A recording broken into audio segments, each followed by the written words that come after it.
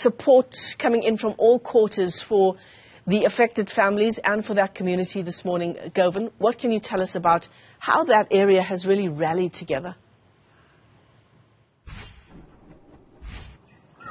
Michelle, they're rallying together not only in support of the families and survivors, but also uniting to ensure that the people that were affected by the blast in terms of having property lost do get some relief. In terms of the families and survivors, the gift of the givers has really played a leading role here in ensuring that the hospital had enough material, medical supplies to treat the burns of the victims, and then again being the point of reference for people who want to donate food, clothing for people who may have lost their clothing for their children, as well as warm meals. We've seen the community uniting in that respect. Many people coming here not only to pay tribute by dropping off flowers, but also having relief packs and giving them to the different NGOs that are stationed here.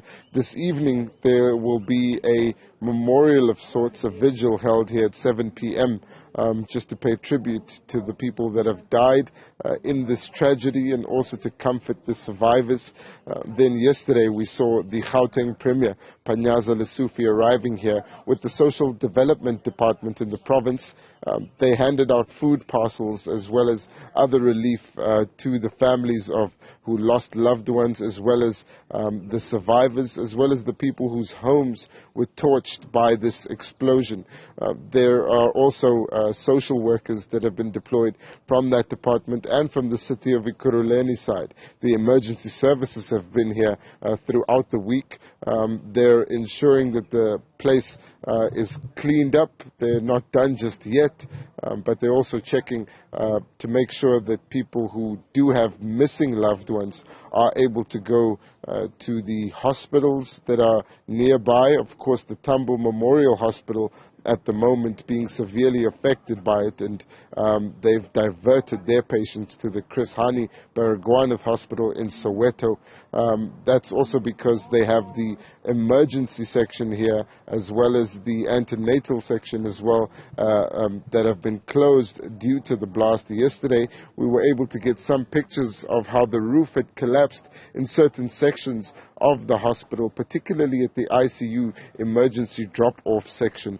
The nurses that had died in this blast and those that were severely burnt were in that section. Many of them had been outside when the explosion went off. And we understand that the Gauteng Health Department is also planning a memorial for the nurses later in the week. Of course, today there's much expectation ahead of that court appearance. But let's listen to the CEO of the Tambo Memorial Hospital. Is essentially setting out the kind of damage that has been done to the facility and what kind of impact that's had on the ability to render services since the explosion happened. We can report that the areas that are closest to where the explosion has happened, the Accident and Emergency Department as well as the Radiology Department and the antenatal clinic were severely affected. We've got ceilings that were affected in various areas, offices and a part of theater. We've got glasses that were broken in many of the areas. And I can report that the accident and emergency as well as radiology services are still not available. The antenatal clinic will start operating tomorrow. Contractors have been on site putting back the window panes, the glasses, and therefore we should be able to operate from tomorrow. In many other areas of the hospital, except the offices, the contractors were busy trying to make sure that we are able to render those services. However, we're still challenged then with the accident and emergency as well as the radiology department. The laboratory managers also told me that as from tomorrow, the laboratory will be able to be functional. So those are the areas that were affected. One can just imagine the impact of that blast, right, Govan? I mean, if we look at even the train tracks that were bent. One article describes it as bent as if it was Play-Doh. Gives you a sense of the kind of damage that would be done to a human body, right? And as families now prepare to identify, as you say, their loved ones, what have they been told to prepare for that? Well, this is a delicate situation, Michelle. The Gauteng Health Department has taken care to prepare the Germiston mortuary for this eventuality when families would need to come to identify their loved ones.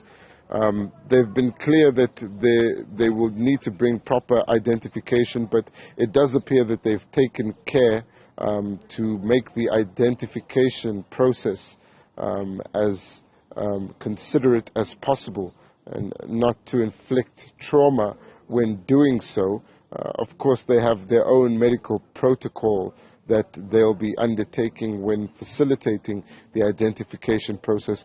This is also quite tricky because we understand that at the moment they're tallying up exactly how many people are still missing from the blast, and they're going into this neighborhood and also checking from people who may have been in the parking section of the different areas in the hospital that the CEO has just mentioned were affected, to ensure that they get a clearer understanding of how many people are missing. And because of the extent of the damages and also the extent of the burns on some of the people that had sadly passed on, they're appealing for people who may have loved ones who are missing or are searching for their family members to make their way to the Germiston mortuary and check whether or not they're there.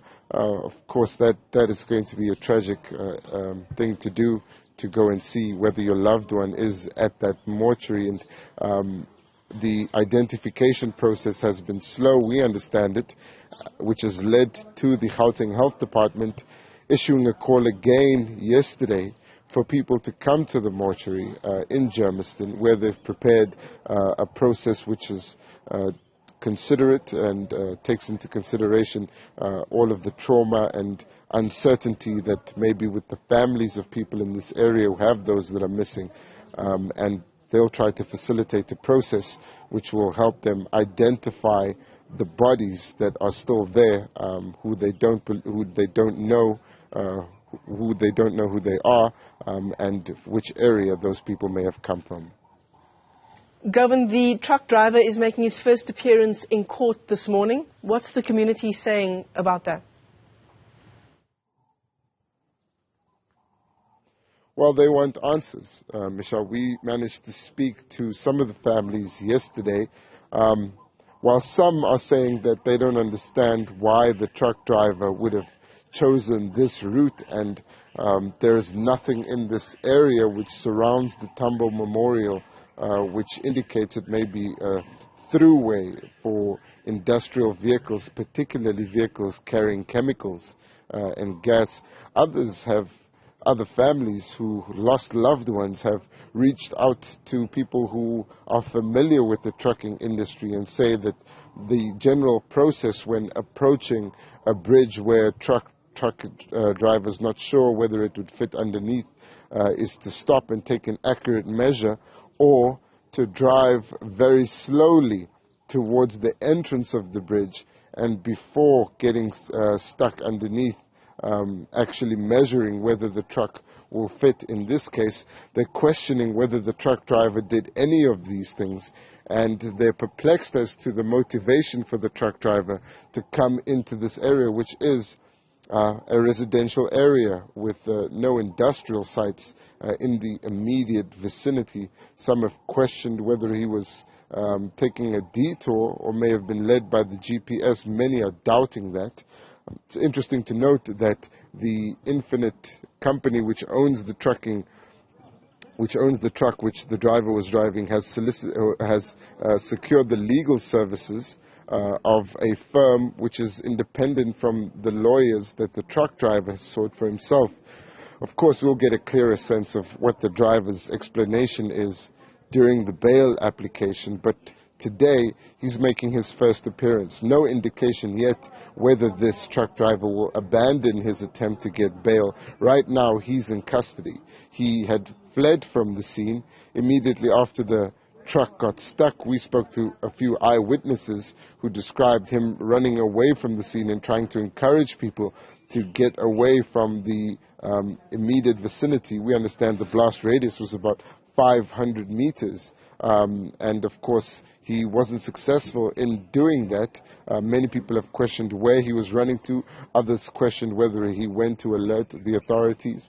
These are the questions that are being asked by those who were affected, who have lost loved ones, as well as those who were first responders here. And the scenes where we are right now was really a case of devastation after that explosion, and then a community being sprung into action, trying to respond however they can in different ways. And that same community is expected to also have a presence at the court this morning, where we'll go to a little later, where they want to put pressure on the state to get these answers that the families have been asking. Absolutely. Govan Whittles, live to us there from the scene of the gas blast in Boksburg. Thanks very much indeed.